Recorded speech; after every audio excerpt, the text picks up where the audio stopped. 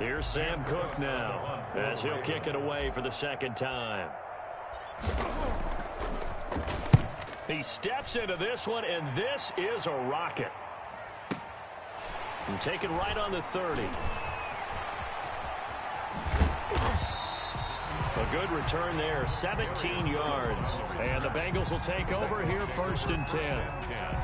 At their own 47-yard line.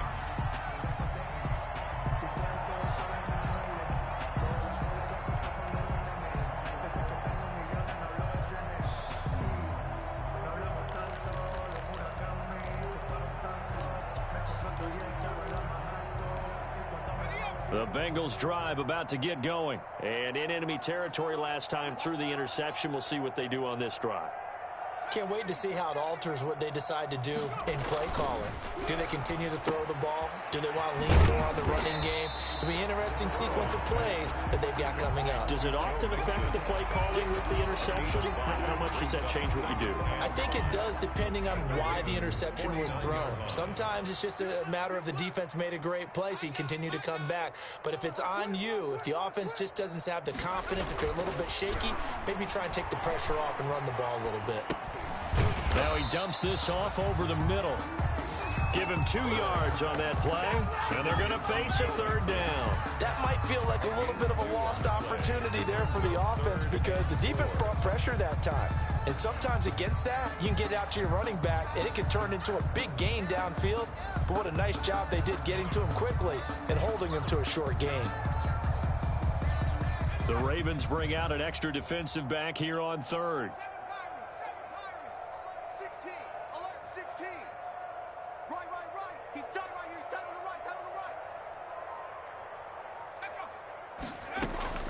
Out of the gun, it's Burrow. He finds his running back, Mixon. And he will be very close to a 1st down, but I see the closed fist of the referee, and that means 4th down. And now the Raven defense going to call a timeout. It's just their first, so 2 remaining as they burn one here in this 3rd quarter.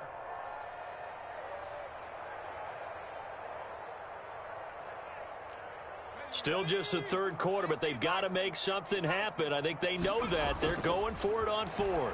He's going to loft one deep over the middle.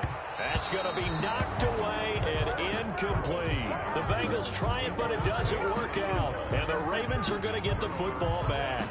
So certainly the question there, 4th and very short, why throw so deep? Sometimes the defense actually forces you into these things. Sometimes. What happens is you might end up in a man coverage where they press up tight. Could be a zone coverage where they're crowding the line of scrimmage, and receivers have to convert their routes to try and beat that coverage, and you end up throwing it deeper than you want to. Preferably, you want a 3-yard pass in this situation. Get the 1st down and keep the sticks going. After the pickup of 5, here's 2nd and 5. They'll go again with Dobbins. And they're well past midfield, just a yard or 2 shy of the 40. 11 yards there, 1st down. Well, you certainly have to give a little credit here because they're playing this game now at their pace. This is ball control football, sustained runs, taking their time and making it work.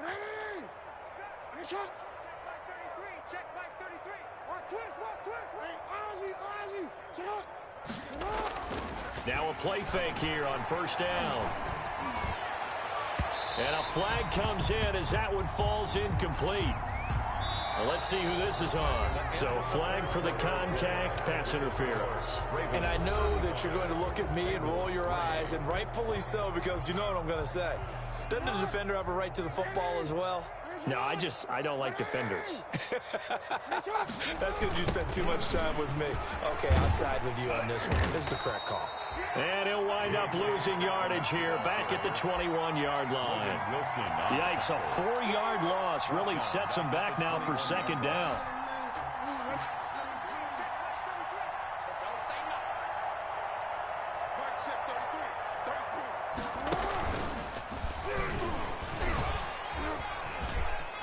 Shedding the tackler, and it gives him some room.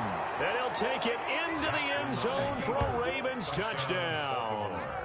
A 21-yard touchdown run. And the Ravens continue to pour it on. Justin Tucker. They seemingly just continue to score at will. And as great as it's been for the offense, you got to feel for that defense down there. I love how you use the word will, because both teams came into the game with the will to win. But one team has obviously imposed its will on the other and broken them. Because what we're seeing right now, wow, that's a defense that's in tatters after what they faced in this ballgame. Justin Tucker to kick off for Baltimore.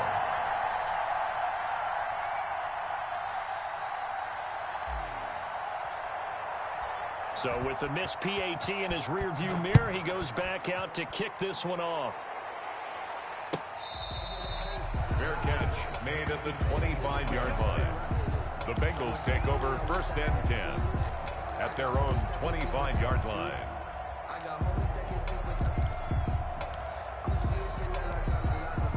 The Cincy offense about ready to go here on their next drive.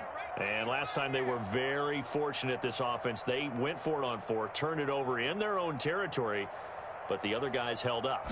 They didn't give up any points. So how about the guy with the #1 headset on the sidelines, the head coach? That was planned going into it, not necessarily to not get the first down or to have the defense have to hold up. But he trusted his defense. Trusted his defense very much, and I think that's how he's going to play this game. Go for it, be aggressive, because I've got the wild bunch backing me up over here on my own sideline. Well, we'll see what his offense can do.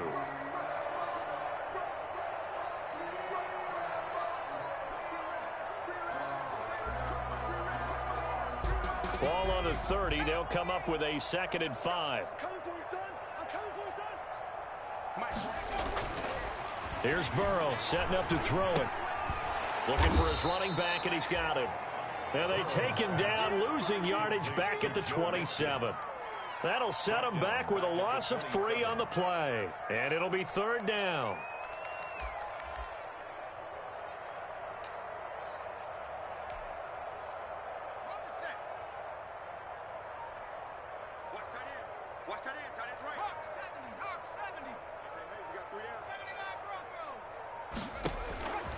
From the shotgun, it's Burrow. And my goodness, another interception. Picked off by Patrick Queen. And they are going to set up shop at the 32-yard line. And you have to wonder, Charles, a game like this, 5 interceptions, what does this do to the psyche of a young quarterback? Well, based on the fact that he's still out there and he threw a 5th interception, I'm wondering if his head coach believes that he's really strong mentally and wants him to play through it. Because otherwise, you need to get him out and fight another day, because this could leave lasting damage if he keeps throwing interceptions. It was Mike Hilton up to make the tackle. Oh, that's one to warm the hearts of all those old school football players, isn't it? Tough, hard, gritty run, got behind his pads, bowled over a few people. Look at that one, right up the gut. Saw it through 3 quarters, no reason to lighten up now. From the 27, Jackson going for it all. And not only did he drop it, he dropped it in the end zone. 4th quarter, you've got the big lead. If you're coaching, Charles, you still taking shots like that downfield? I'd be a little more concerned with running some clock and making sure you're taking care of the lead, because you keep flinging it around, you throw a couple of picks, you can put yourself in jeopardy. From the gun on 3rd down, Jackson. Man open left side is Brown. And he'll be out of bounds just inside the 25-yard line. They get only 4 that time, as that leads us to a 4th down. 4th down.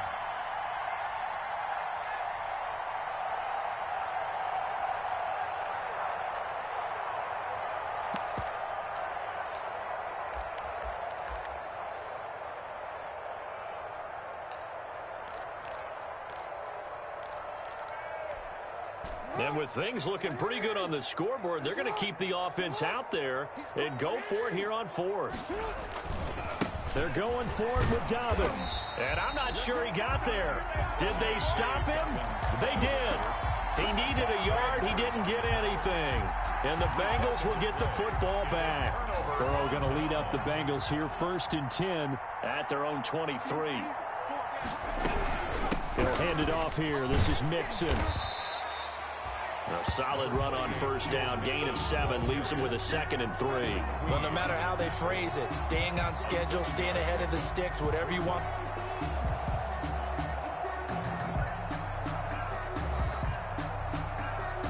A good run, got 7 on first. Here's 2nd and 3. From the shotgun, Joe Burrow. Rush coming, and he's taken down. We've been around this league for a while, and many coaches never pull their starting quarterback, almost no matter the situation. In this case, though, I think he's got to make a decision. He's taking a pretty good beating out there. Yeah, and with the deficit, maybe not wanting to risk an injury. And it looks like we've got a dime set here defensively. 6 DBs in the game.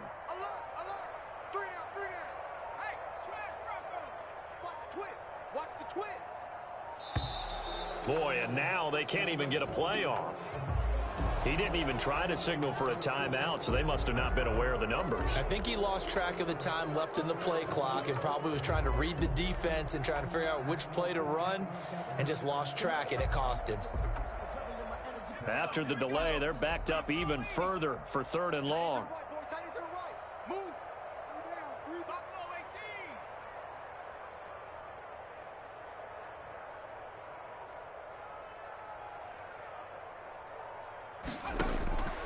Now it's Burrow. Oh, the pressure too great, and he goes down once more.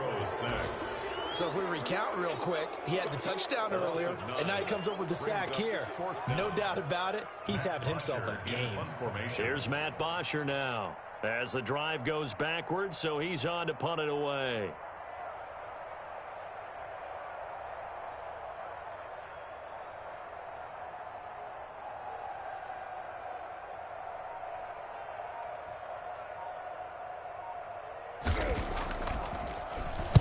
And this is away. It's a high kick, and he got all of it. It's taken to the 26. And he goes out of bounds just shy of the 45. A very good return that time. 18 yards. And out will come the offense as they take over.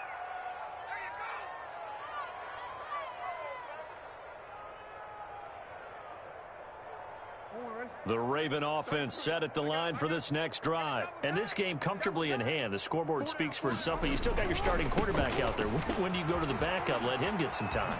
And that's one of the great questions in the NFL, Brandon, because I'm just going to tell you, in the 2015 season, I commentated on 3 games in a row that were blowouts. And in none of them did the starting quarterback ever come out of the game for the team that had a big lead. And in each instance, I asked the coaches later on, why didn't you do that? And they all looked at me and said, just don't really do that in the NFL. You know, these guys play, and we just play them all the way through. Now, in certain situations, they will take them out, but for the most part, they're not as worried and concerned about getting them out of the game. And that's always puzzled me a little bit.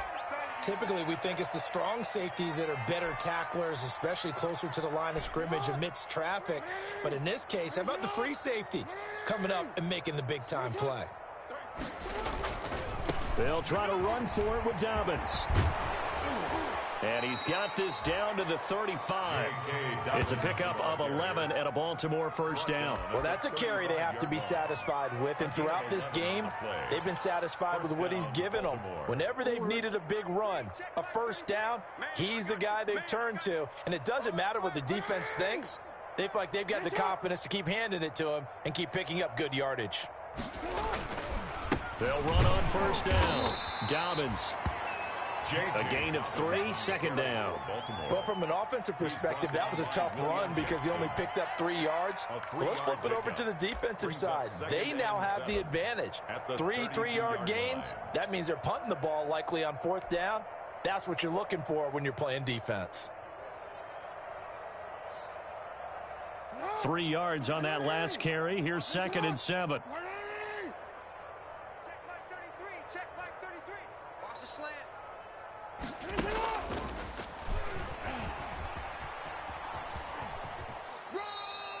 Only a yard there on the keeper, and that's going to leave him with a 3rd down. In my humble estimation, terrific work there defensively. Running backs trying to get wide, get to the sideline, and they beat him to the spot, forced him out of bounds, pretty close to the line of scrimmage.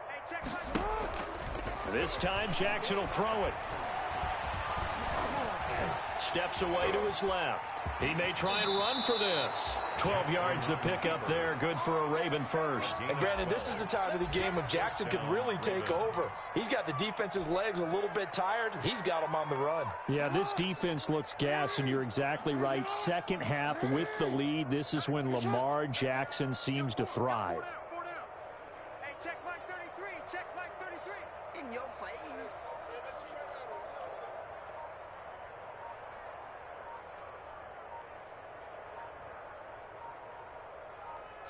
And they will take a knee here.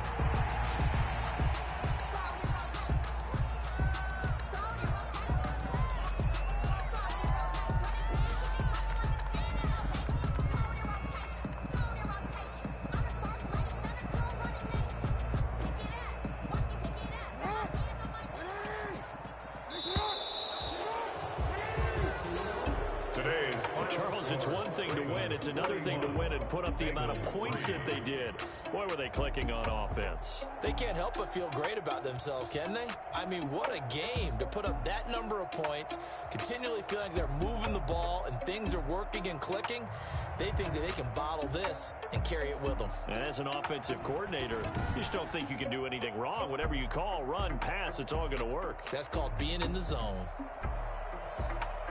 So for Baltimore, it's an ideal start as they move to 3-0 now on the young season. And they'll head back home next week to take on the Buffalo Bills. Meanwhile, for Cincinnati, they'll